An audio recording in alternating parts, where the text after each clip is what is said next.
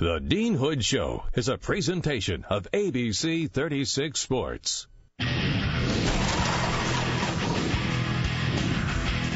Dean Hood Show is brought to you by Sonic, Richmond Honda, Chick-fil-A, Pepsi, Golden Corral, Hangers Restaurant, and Jimmy John's.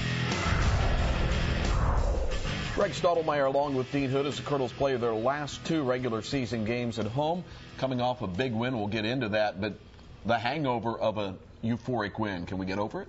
Well, yeah, I mean, I think every single week is a life in of itself, and every team has to get over last week's, whether it was a big win or a big loss, and play the next one. All right, and that means it is tailgate time on this Saturday morning. We're only an hour and a half away from Tennessee Tech at Eastern Kentucky on the Hall of Fame weekend.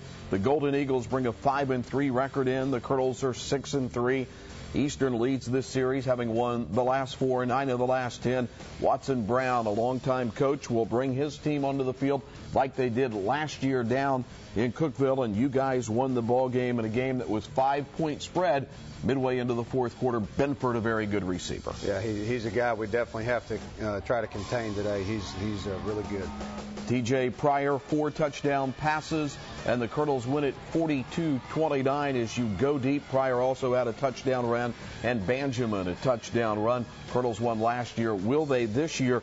Well, let's go to the Colonel checklist to find out the keys. According to Dean Hood and his coaching staff, key number 1 is play the game. Yeah, we just got to play the game. I mean, all week long because of the Jacksonville, win and how it went down. There was a lot of talk about that game. Well, we got to play this game, and there's a lot of people talking about, all this Japanese math. Well, if you beat this team and this team beats that team, then this happens, that happens.